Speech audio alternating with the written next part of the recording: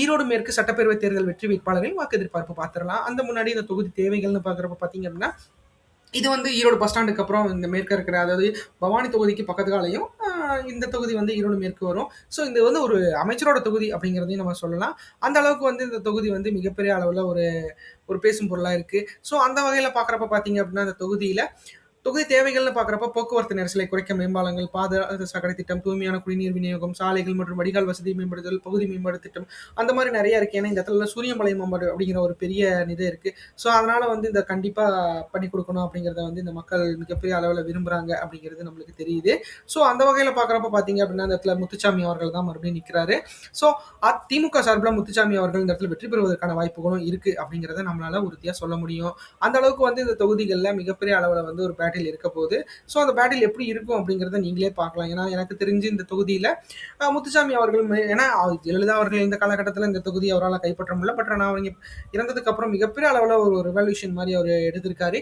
So அந்த அளவுக்கு வந்து இந்த தொகுதி வந்து முத்துசாமி அவர்கள் கண்ட்ரோலில் இருக்கு அப்படிங்கிறது நம்மளுக்கு குறிப்பிடத்தக்கது.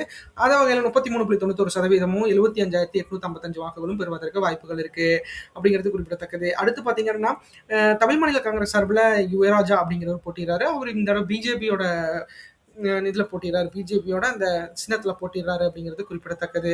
ஆக மொத்தத்தில் பார்த்தீங்க அப்படின்னா யுவராஜா அவர்கள் பார்த்தீங்க இந்த 30.76% 68,807 வாக்குகளும் பெறுவதற்கு வாய்ப்புகள் அதிகமா இருக்கு. அடுத்து நாம் தமிழர் கட்சி சார்பில் விஜய் அப்படிங்கிறவர் போட்டிடுறாரு. அவர் 8.21% 19,247 வாக்குகளும் பெறுவதற்கு வாய்ப்புகள் இருக்கு. அடுத்து நாம் தமிழக வெற்றி கழகம் சார்பில் பார்த்தீங்க அப்படின்னா கே ஆனந்த் மோகன் அப்படிங்கிறவர் போட்டியிடுறாரு. அவர் பார்த்தீங்கன்னா 25.63% 57,323 வாக்குகளும் பெறுவதற்கு வாய்ப்புகள் இருக்கு. எனக்கு தெரிஞ்சு இந்த இடத்துல வந்து விஜய் அவர்களோட இந்த கழகம் வந்து மிகப்பெரிய அளவில் ஒரு நல்ல இதை பண்ணிட்டு இருக்காங்க மக்களை. ஏன்னா நானும் பார்த்தேன். அந்த அளவுக்கு வந்து இந்த இடத்துல வந்து ஏன்னா இது இந்த வீரப்பஞ்சத்திரம் சம்திங் அந்த மாதிரி ஏரியாக்ஸ் கவர் பண்ணும். சித்தோடு வரைக்கும் இந்த ஏரியாவை கவர் பண்ணும் அப்படிங்கிறது எனக்கும் தெரியும். ஸோ அந்த அளவுக்கு வந்து இந்த மக்கள் வந்து திமுக மேலதான் பயங்கரமா இருந்தாங்க. ஆனா இந்த தடவை வந்து தமிழக வெற்றி கழகம் மிகப்பெரிய அளவில் இந்த இடத்துல ஒரு தாக்கத்தை ஏற்படுத்தியிருக்கு அப்படிங்கிறது எனக்கு தெரியும். ஏன்னா நான் வந்து பெருந்துறை வேலைக்கு போறப்போ மிகப்பெரிய அளவில் வந்து சித்தோட்ல வந்து ஒரு கூட்டம் வந்து தமிழக வெற்றி கழகத்துக்கு இருக்கு அப்படிங்கிறது நான் நல்லா பார்த்திருக்கேன். ஸோ அந்த அளவுக்கு வந்து இந்த இடத்துல வந்து அவங்க இறங்கி அடிச்சிருக்காங்க. ஸோ பார்க்கலாம் அது எந்த அளவுக்கு எப்படி இருக்க போகுது, என்ன பண்ண போறாங்க அப்படிங்கிறத பார்க்கலாம்.